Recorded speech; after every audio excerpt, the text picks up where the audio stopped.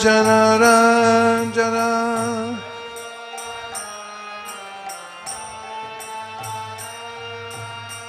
Jashodanandana Vraja Janaranjana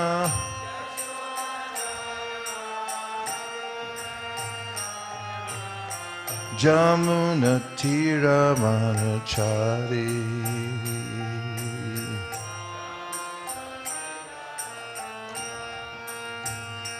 Hare Krishna Krishna Krishna Hare Hare Hare Rama Rama Rama Hare Hare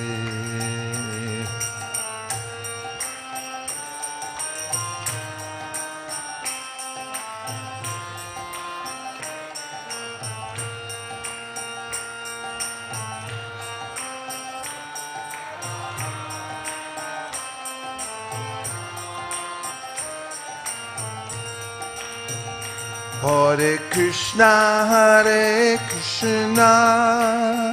Krishna Krishna Hare Hare Hare Rama Rama Rama Hare Hare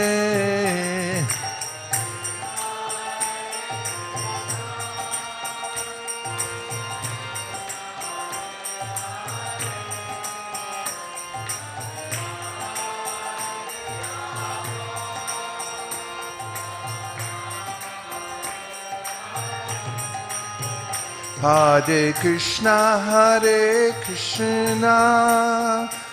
Krishna Krishna Hare Hare Hare Rama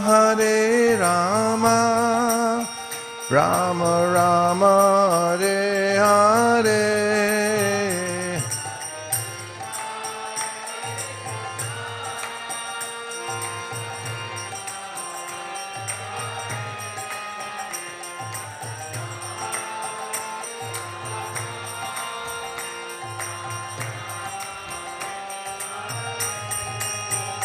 Hare Krishna Krishna Krishna Hare Hare Hare Rama Rama Rama Hare Hare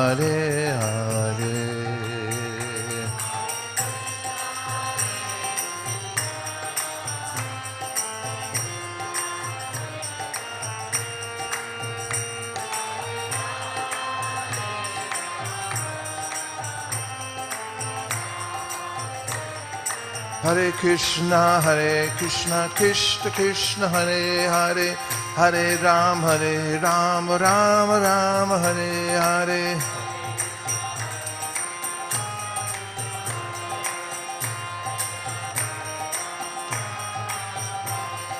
Hare Krishna Krishna Krishna Hare Hare Hare Rama Rama Rama Hare Hare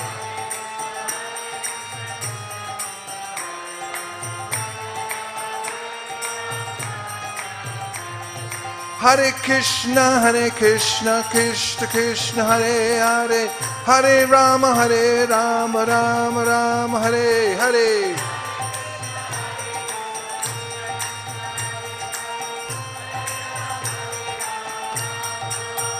Hare Krishna Krishna Krishna Hare Hare Hare Rama Rama Rama Hare Hare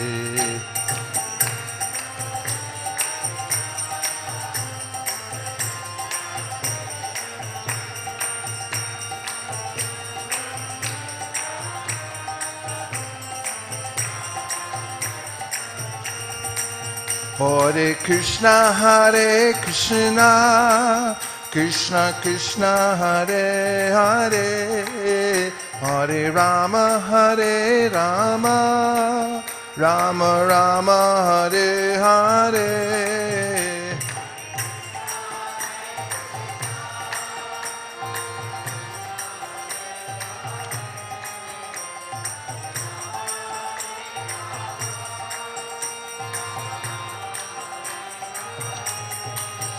Hare Krishna, Krishna Krishna, Hare Hare, Hare Rama, Rama Rama, Hare Hare. Finish.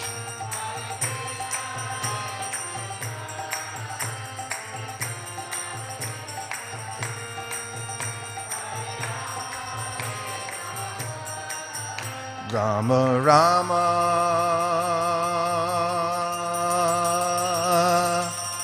Hare Hare. Wait for it. He Kopre Manane Hari Haribo. So today is a class on the Srimad Bhagavatam. Srimad Bhagavatam is what is called the fruit of all the ancient wisdom literatures called the Vedas. They're compared to a tree, and the purpose of a tree ultimately is to produce a fruit. And so out of the immensity of this tree of knowledge, which goes into various arts, sciences, ways of living in the world, so that one may be progressive in various ways. The ultimate end is to come to perfect knowledge, which is exhibited by our realignment with our original divine source. The Vedas, or the summary of the Upanishads, which are the first part of the wisdom literatures that indicate there's something more than just organizing things in this world for our happiness. And they seek to inform us about the fact that we're not our bodies, we're actually the soul within the body. And that our real interest lies in something beyond matter, or consciousness. And the summary of all those Upanishads is in the Vedanta Sutra, the Brahma Sutra, which starts with Atato Brahma Jignasa. Now is the time to inquire. Now that you're a human being, you can ask much bigger questions than how can I survive in the world? That's the same question that the animals ask. Where's the worm? And where's my shelter? And so forth. But they say, feel free to ask the biggest question. What's the ultimate purpose of life? And even dare to ask questions such as, how may I rise above the anomalies of this world, the most pressing of which is death, that vexes everyone. It's almost taboo to even speak about it in this world because it seems futile. And then they say, Janmad Yasaya Taha, that we all come from a common source. And it is in describing this book called the Brahma Sutra. A sutra is a code, is to be unpacked, like a zip file, and then you open it, and it has multiple pages and information. And that's this book, Srimad Bhagavatam, that's in 12 cantos, 18,000 verses, meant to be consumed a step at a time on a daily basis. So this class that we're having now started thousands of years ago, not here in Toronto, but in a forest called Naimisharanya. And it was a gathering of sages who had a seminar, and their seminar pertained to what's the greatest good that one could do for oneself and for all living beings. That was the topic of the seminar. And previous to the seminar, there had been a very important conversation between a king named Parikshit and a sage named Shukadev. The story unfolded when the king, who was very popular and still young, had been cursed to die in 7 days.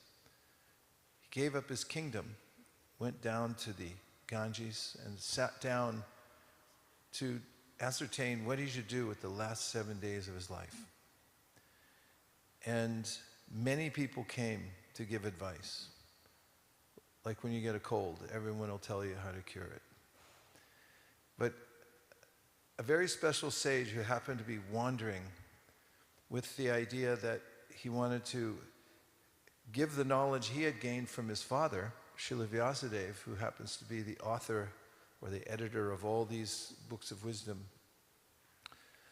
That sage was named Shukadeva, and he happened to meet, it was serendipitous, the king Parikshit at that place, at the Ganges.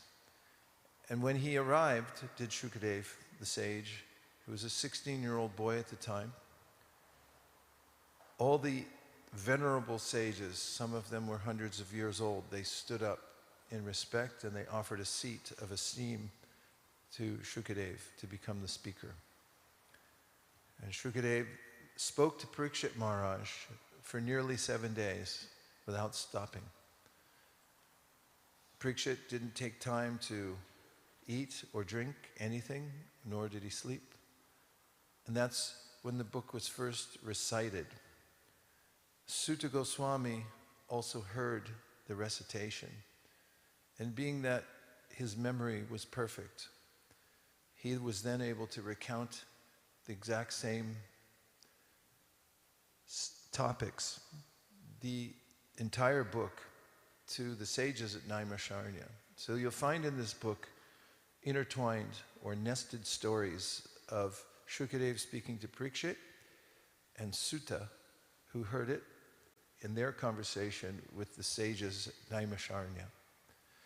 And today, I'm going to read a verse, but probably not from this volume, since I'm speaking from the first canto, this is the 10th canto, in which the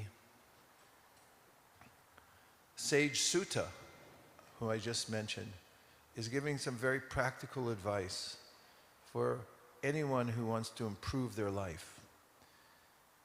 And he gives an analogy in the verse we're about to read of earth, then wood, then smoke, then fire. And these represent a progression that we can be involved with in the human form of life. And it refers to, and if you don't mind, please bring me a Bhagavad Gita. It refers to how we can come out of darkness and into light, to use an age-old metaphor. In this case, it's talking about the difference between earth and fire.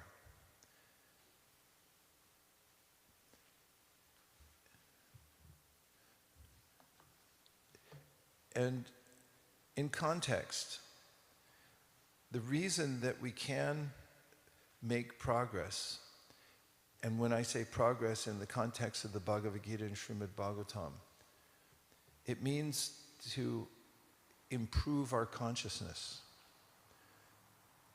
Consciousness, or I should say, we are conscious. We're conscious entities. We inhabit a material body, which is biomechanical robot, so to speak, but we're the one who animates it. And there's a way in which, when we come into the world, it said, jnana, timirandasya jnananjana shalakaya. We're born into a state of ignorance. That's why we have to go to school. I can even remember the first day they sent me to kindergarten. And I learned how to finger paint. And then first grade, second grade, learned how to read and write. Third grade, arithmetic. Fourth grade, calculus. No, just kidding. But everyone needs some reformation of consciousness, both for practical learning and then for ascertaining the ultimate goal of life. So, in the Bhagavad Gita, Krishna gives a context for this world that we're in, and he says that it's ruled, this world, by three modalities.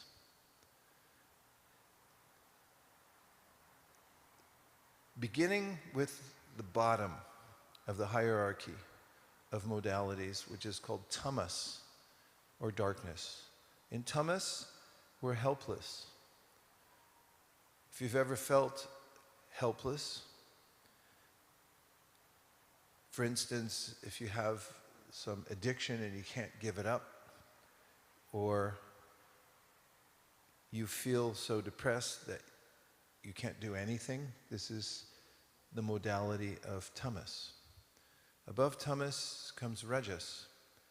Rajas is the modality of intense activity. That is, we're creative. In rajas, however, the setback is that no matter what we get, it's not enough, because we remain in that active and creative mode. We attain something, we create something, but it has to become more. We may attain a position, for instance. You may become a city council member, but then think, well, that's nothing. I want to be the mayor. And when you become mayor, you may think, well, why don't I become governor? And after becoming governor, etc., etc. There's never an end point. In modern parlance, it's called the hedonic treadmill. That is, no matter what I get, it's not enough. And there are plenty of songs and poems from ancient times and modern times expressing the experience of being in rajas and tamas. For instance, I can't get no satisfaction. And many, many more, like too much is not enough, etc. And then there's the highest of the modalities in this world called sattva. And sattva is the mode of clarity, the modality of clarity, where we see ourselves beyond the body. And gone is the drive to attain something, because we realize we already are something. We are something that's so amazing. And as Krishna describes in the Bhagavad Gita, when you see yourself beyond the body, you realize that this is the most amazing thing. The soul itself, Krishna says, Ascharyavat, he calls it amazing. Ascharyavat. Some see it as amazing, some hear of it as amazing, and when you analyze who you really are, you examine your consciousness, or you become introspective, then you don't feel that you have to attain anything necessarily, because you already are something and you're here right now, and you feel tushta, or satisfaction in the self. This is sattva. But there's a modality beyond sattva, which is called Shuddha sattva, which is a completely transcendental realm. Transcendental to the modes means you've gone beyond any of the modalities in the material world, and this is pure consciousness. So the perfection of the teachings of Bhagavad Gita and Srimad Bhagavatam is to come to that pure consciousness. And today, we'll hear an authentic verse from Sanskrit, from the teachings of Sutta to the sages of Naimisharanya. And it looked a lot like this, only it was in a forest with everyone sitting together. And Sutta, who is elected by the sages to speak, said the following. And here's the translation from the Sanskrit. Firewood is a transformation of earth, but smoke is better than the raw wood. And fire is still better, for by fire we can derive the benefits of superior knowledge through Vedic sacrifices. Similarly, passion, rajas, is better than ignorance, tamas, but goodness, sattva, is best, because by goodness one can come to realize the absolute truth. And now I'll read the purport, which is the authors or the translators and explanation of the verse in the context of what all the previous teachers going back 5,000 years have said about this verse. It's a synthesis. As explained above, one can get release from the conditioned life of material existence by devotional service to the personality of Godhead. This is one of the themes of Sutta Goswami's talk. He mentions that there's an ultimate object of meditation. So this is one of the principles we find in this book, the Bhagavad Gita, in which Krishna says, Jayato Vishayam Pumsam Sangasteshu Pujayate. And the word Jayato comes from the Sanskrit word ti, which means to absorb your mind in something. When your mind is fully fixed on one thing, you're in the mode of absorption. And this is consequential. It's based on a principle that many of us have heard in the modern day, which is where attention goes, energy flows. Whatever you focus on, that's where your energy goes. That's where you'll end up. If your attention is apportioned randomly, then you'll feel a divided sense of consciousness, otherwise known as being scatterbrained or confused, and so forth. Confused means there are many different elements fusing together in your mind. One of the purposes of meditation is to learn how to fix the mind on one point. And Krishna says in the Bhagavad Gita that when we look at this world randomly and we get attached to various items, then we start to take on the quality of those items ourselves, because we're impressionable and our minds are malleable. And so he says, Jayato Vishayam Pumsang, whatever you contemplate in this world, Sangasteshu Pujayate, you develop a connection to, a sangha. Anga means a part, and sangha means that it becomes part of you. So, for instance, if I look at a car, and I say, I have to have that car, and then you go to buy one, and the person who's selling it to you may say, oh, sit in it. And you sit in it, and like, he's looking at you through the passenger window and said, that's really you. That sense of that's really me in the Bhagavad Gita is called ahankar, which fits well the idea of car. I am my car. Literally means ahankar, that I'm the doer.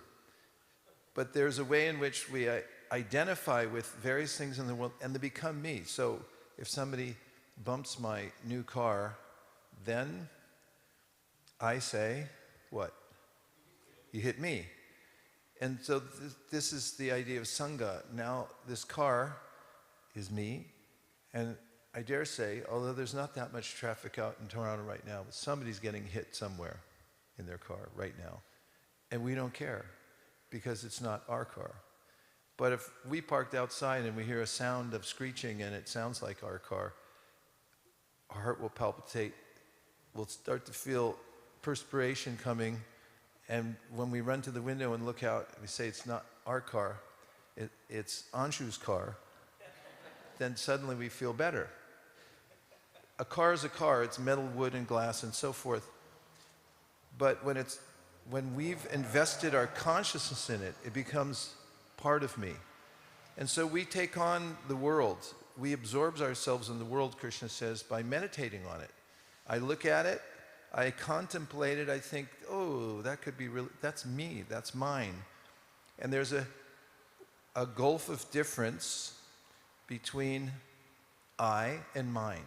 I say my hand, I don't say I hand. So the idea is there's a way in which this world is superfluous to us, but we take it on. We become part of the world by our meditation, by what we look at. So this is a very important principle, as explained here. One can get release from the conditioned life of material existence by devotional service to the personality of Godhead. So what does that mean?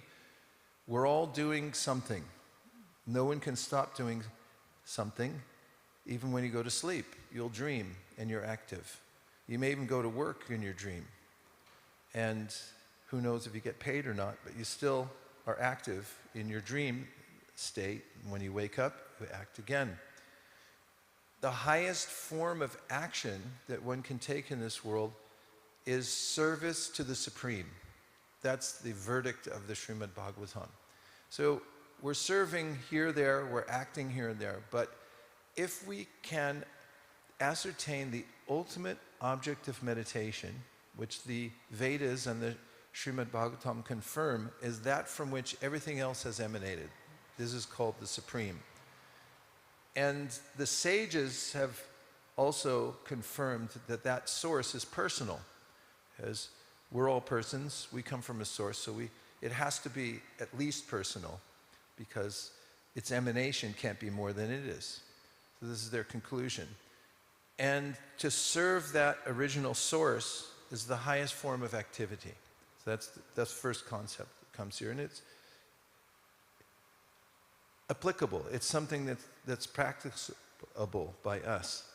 The next sentence is, it is further comprehended herein that one has to rise to the platform of the mode of goodness, sattva, so that one can be eligible for devotional service to the Lord. But if there are impediments on the progressive path, anyone, even from the platform of tamas, that's the lowest mode, can gradually rise to the sattva platform by the expert direction of the spiritual master. Spiritual master is like an attorney who's studied the law books. If you get in legal trouble, don't try to defend yourself. Statistically, it doesn't work out well. Find somebody who's given their full attention to understanding the law. They know the law books, backwards and forwards. And in fact, I once saw a t-shirt that said, a good lawyer knows the law, and a great lawyer knows the judge. So the idea behind a spiritual master is someone's intimately involved with the process of devotional service and has a command of what's called the Shastra, or the wisdom literatures, and can guide somebody. That's what it means by spiritual master. Sincere candidates must therefore approach an expert spiritual master for such a progressive march. And the bona fide expert spiritual master is competent to direct a disciple from any stage of life, tamas, rajas, or sattva. And that's what's happening in this context, is that the sages have accepted Sutta as their teacher or spiritual master. It is a mistake, therefore, to consider that worship of any quality or any form of the Supreme Personality of Godhead is equally beneficial, except Vishnu. All separated forms are manifested under the conditions of material energy, and therefore the forms of material energy cannot help anyone to rise to the platform of sattva, which alone can liberate a person from material bondage. This goes back to the principle of you become what you meditate upon. Therefore, what Sutta is saying is, find that object of meditation that's beyond the three modes of material nature. We call the ultimate object of meditation. U-O-M, ultimate object of meditation. Because you become what you're meditating on. You go where you're meditating. The uncivilized state of life, or the life of the lower animals, is controlled by the mode of tamas. The civilized life of man with a passion for various types of material benefits is the stage of rajas. The rajas stage of life gives a slight clue to the realization of the absolute truth in the forms of fine sentiments in philosophy, art, and culture with moral and ethical principles. But the mode of sattva is a still higher stage of material quality, which actually helps one in realizing the absolute truth. In other words, there is a qualitative difference between the different kinds of worshiping methods, as well as the respective results derived from the predominating deities, namely Brahma, Vishnu, and Hara. That's a little technical, but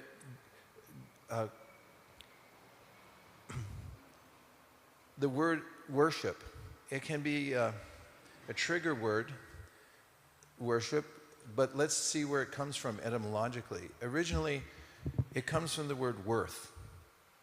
And that is, what do you consider most valuable? When you put ship on the end of a word, it becomes a noun. So originally the word was worth-ship. But as with all languages, they morph over time to accommodate the tongue. And the word worth-ship became worship. What it really means is, what is most valuable to you? What do you consider to be the ultimate object of your meditation? So here, there are two very simple concepts. It's a metaphor that is describing the various states of life in a hierarchy from low to high. And that all attainments in this world have to do with ascending the modalities and coming at least to sattva, or clarity in life.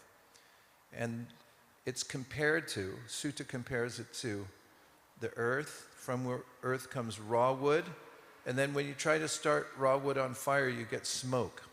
So the raw wood is what is called tamas, darkness, and then the smoke is rajas, which is an appropriate way to describe it, because as Prabhupada mentions, smoke rarely serves, it usually disturbs. And the same with rajas. We're doing a lot, but it may not actually serve us well, ultimately. Just seems like something's going on.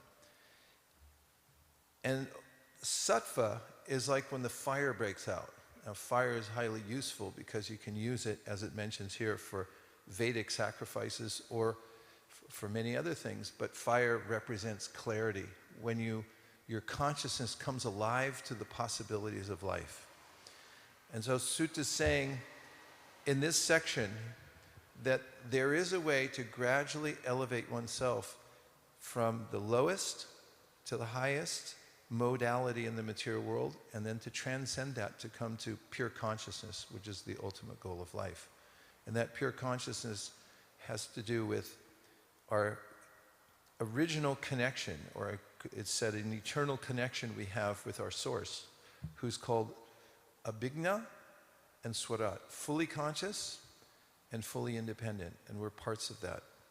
So that's the gist of the verse.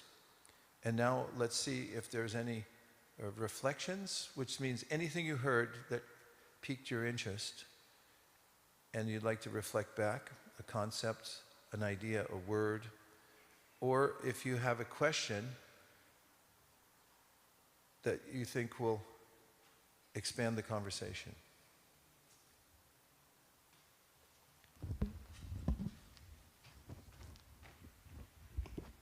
Hi, Krishna Prabhu. Excellent class on exposing the introduction on the Srimad Bhagavatam. My question is, how does one always rise above the modality of goodness in this while living in the material world? Is there any general advice you have on that? How does one rise to the mode of goodness, or rise above? Rise above the mode of goodness to the pure goodness, or transcending it. So what a practical question. Thank you very much. In the Bhagavad Gita, Krishna answers this question in one verse, where he says, Mam cha yo vyabhicharena bhakti yogena sevate sagunan samatityaitan brahma bhuyaya kalpate. Let me explain. So, if one gives full attention, he's saying, to the transcendent source of everything, what's called the Supreme Personality of Godhead, or Krishna, the ultimate object of meditation. Mam chayo vyabhicharena means that that's your main focus. Bhakti yogena sevate. Now, how do you give that focus? With a sense of devotion, because you really can't concentrate on something for a long period of time unless you like it. Right? I mean, there's only so long you can stare at a wall, or a candle flame, or the sky. But if in the ultimate object of meditation, you're fascinated, or let me put it in better English. If you are fascinated by the ultimate object of meditation, or the object of meditation that you're fixing your mind on, then it's possible you could become really absorbed in that. And that's why the nomenclature for the original source of everything is Krishna.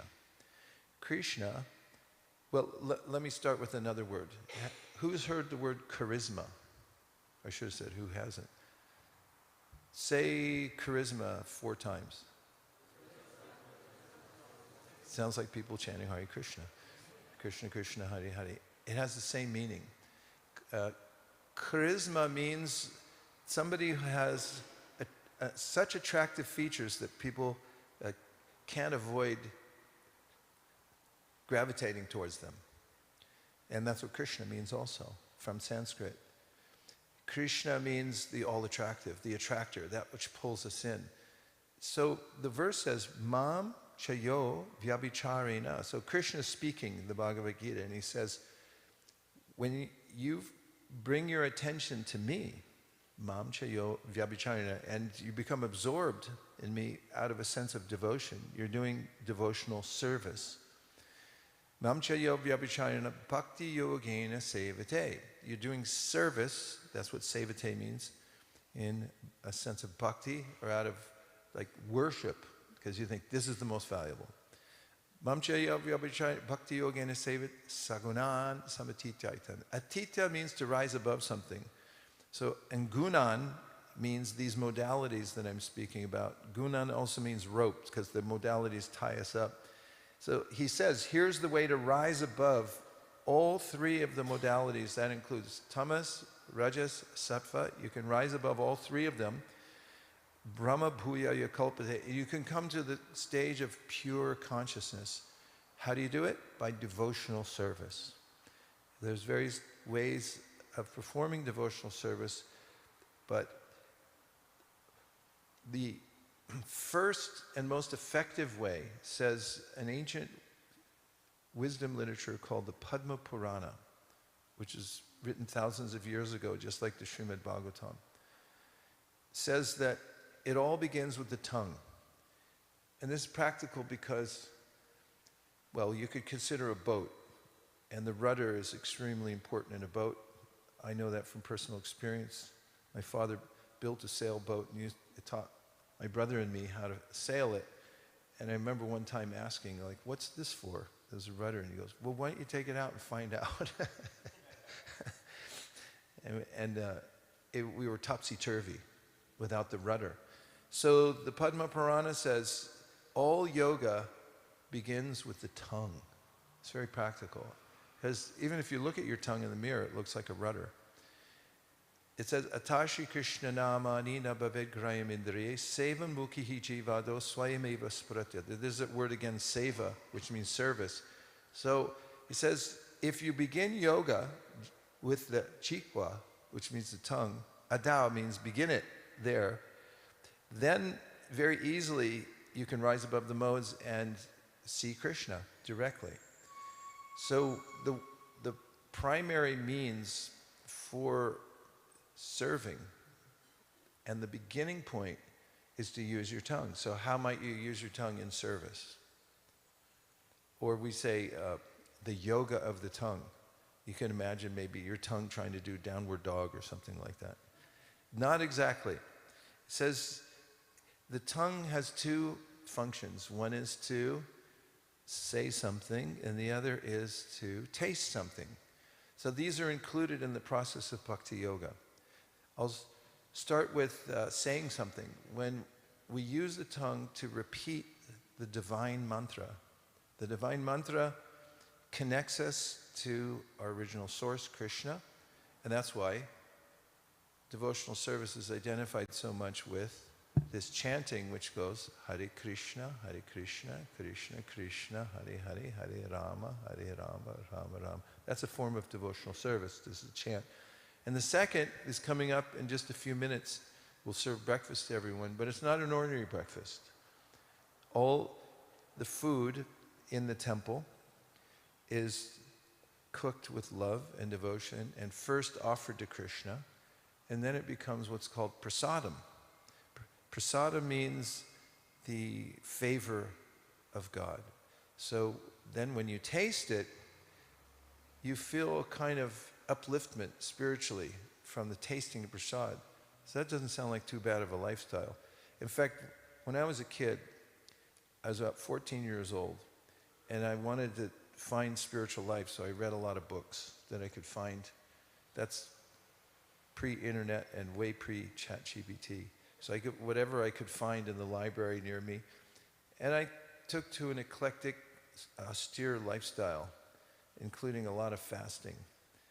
And then I got information about Bhakti Yoga in a magazine called Back to Godhead magazine. And I read a section that said, actually, yoga begins with chanting, dancing, and feasting. And I said, okay, show me where that one is. And so these elements of bhakti seem like a joyous festival type environment, and it is. In fact, the spiritual world, as described in the Srimad Bhagavatam, is full of singing, dancing, and tasting everything that's real. This world is a reflection of reality, but in the spiritual world we actually get true enjoyment. And that can be done as a practice here in this world, and that elevates us above the three modes of material nature. That's the thesis given in Srimad Bhagavatam itself and in the Bhagavad Gita, and anybody can follow it in this world. Let's see if there's one more question. Yes? Mahabhagavat? Two things? Yes. One was you talked about that bee who got stuck in the lotus Yes? the other day, and then you reminded us of that yesterday. And Okay, today- let me, for those who didn't hear it, it was in the newspaper, so I'll just recount it. A bee flew into a lotus garden and landed in the most fragrant of all lotuses. As most people know, or probably most people don't know, lotuses close at night. So a sage came through the forest, saw the bee comfortably seated on the lotus flower, and warned him that you should come out because the lotus is going to close. And the bee said, I'll do it later. He was a procrastinator. And he said, I'll come out in the morning when it opens again. So he stayed there, but that night, after the lotus closed, a mad elephant came through the lotus garden and he gobbled up all the lotuses. That's a story to not procrastinate. Okay, go ahead. So one bee did come inside this morning with the flowers, and he got stuck in the room because there was a thing. But fortunately, there was someone to help him out. That happened today? This morning Oh. at home when we were doing the worship with the flowers, a bee Yeah. came inside and got stuck indoors, buzzing, trying to get out here and there. But fortunately, there was someone to help him out, Who was that someone? some priest, Oh, okay. and helped him out. And but I was just reflecting that what you're talking about is that you know a good lawyer is someone who knows the judge. Yeah. So a good spiritual master is someone who helps you out of the mess that we land ourselves in. That was the first thing that I was thinking about. And the second thing I was thinking about was that one of the phrases that is used about, you know, things that are somehow scammy or some sham or something, they use the phrase smoke and mirrors. It's all smoke and mirrors. So I was just reflecting how, you know, the world that we see around us and get attached to is a really slick smoke and mirrors job. It is, and in fact, poetically, Prabhupada in one of his purports calls the whole material experience a colossal hoax. And then elsewhere, there's a phrase he uses, it's not so common nowadays, but it's common in English literature. It's called will-o'-the-wisp. I heard that for years, reading Prabhupada's books, will-o'-the-wisp. And I thought, what is that? So I looked it up and traced it back. It has to do with organic matter that spontaneously combusts and it creates a flame. If you have organic matter, it heats up and then it can actually catch on fire. And the will-o'-the-wisp means literally that there's that flame in the dark, and travelers may see it and think this is the way. And they follow the light and they end up in a marsh because they're misled. That's the meaning of will-o'-the-wisp. So oftentimes Prabhupada describes the whole material world as will-o'-the-wisp.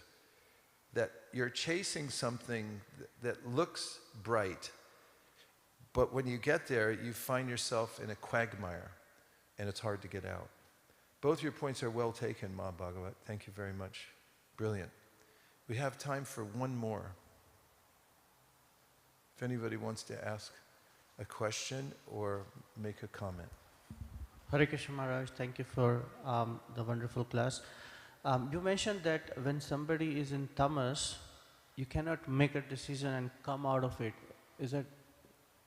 Well, you may have a glimmer of a idea making a decision, but, well, for instance, take addiction, because I mentioned it.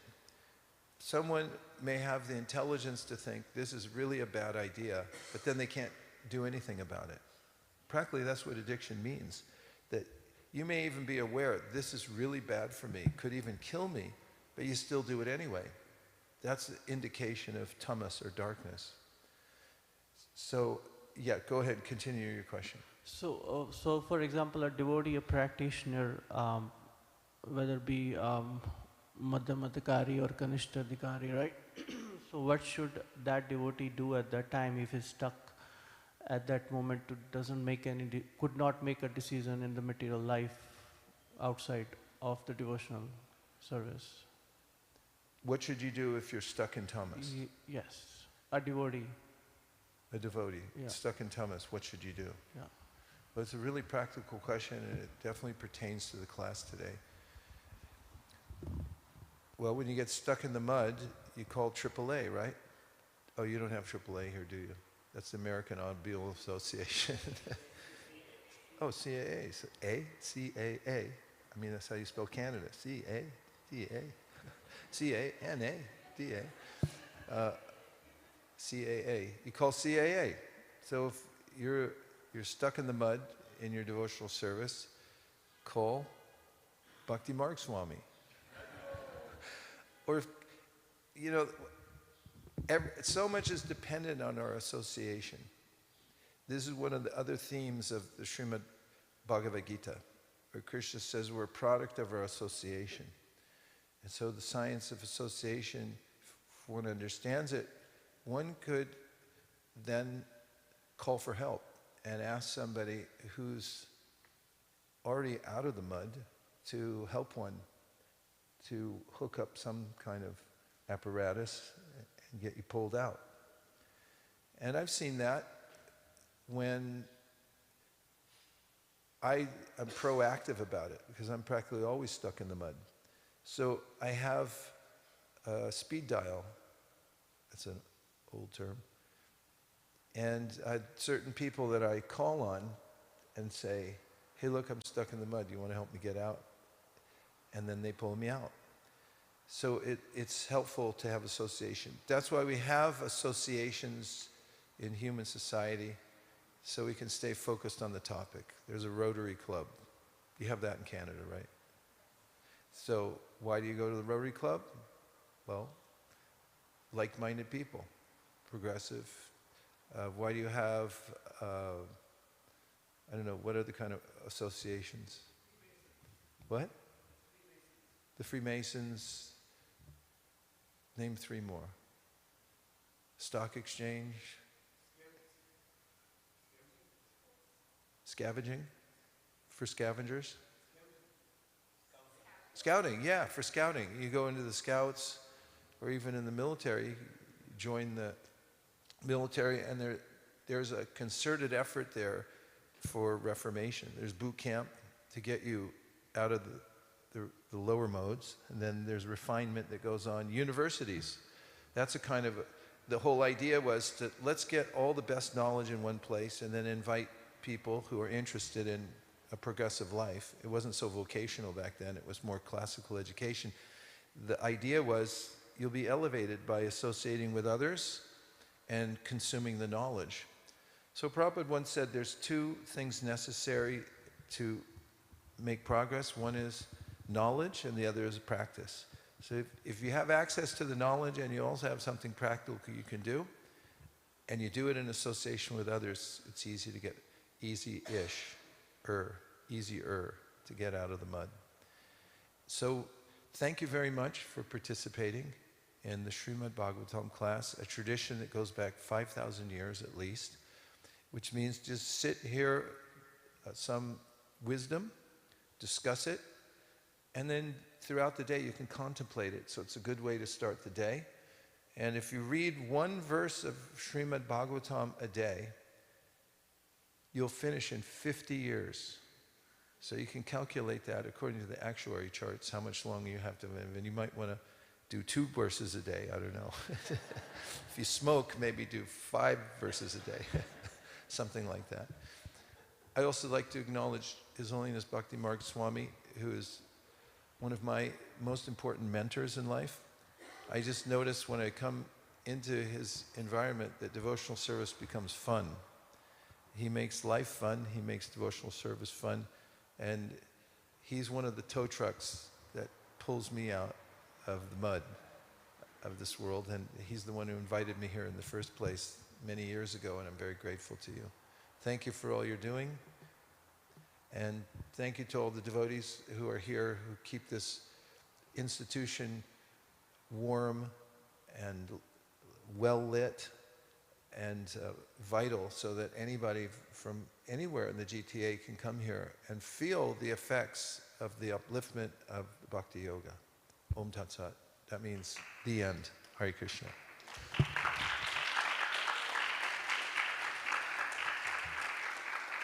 And now we have prasadam, food for everybody, not just in this room, but anybody in GTA. So if you know anybody, text them, tell them to get on down here. We're having a pancake breakfast for the whole state. Hare Krishna. Or whatever you may.